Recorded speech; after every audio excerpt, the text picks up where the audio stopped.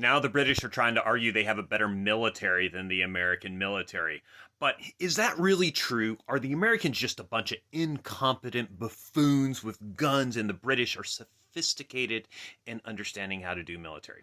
Let's take a look. So here's the top 10 most powerful militaries in the world. We have United States of America, number 1. Russia's number 2. China's number 3. India 4. South Korea 5. And the United Kingdom is down in 6th.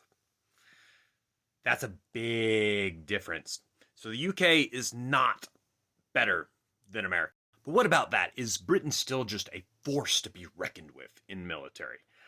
I'm not so sure about that. So let's take a look at some other things. So US General warns that the British Army is no longer a top level fighting force. And they need to increase spending drastically to get their army back up to standard. This has been a decline in warfighting capability for decades because of cuts. The bottom line is that an entire service unable to protect the UK and our allies for a decade. Forces would run out of ammunition in a few days if called upon to fight. The UK lacks the ability to defend its skies against the level of missile and drone strikes that Ukraine is enduring. It would take 5 to 10 years for the army to be able to field a warfighting division of some 25,000 to 30,000 troops backed by tanks, artillery, and helicopters.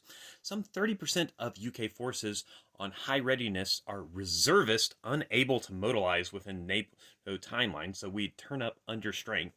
The majority of the armor's fleet of armored vehicles, including tanks, was built between 30 and 60 years ago, and full replacements are not due for years. And here's more. Britain can no longer defend itself. UK Defense Committee warns that they are unfit for war. So I don't know where you're getting this other than just delusional British chauvinism, but the British military isn't all that.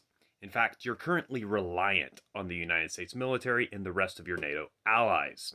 So maybe in fantasy world, you're better than us, but in reality, you are just not.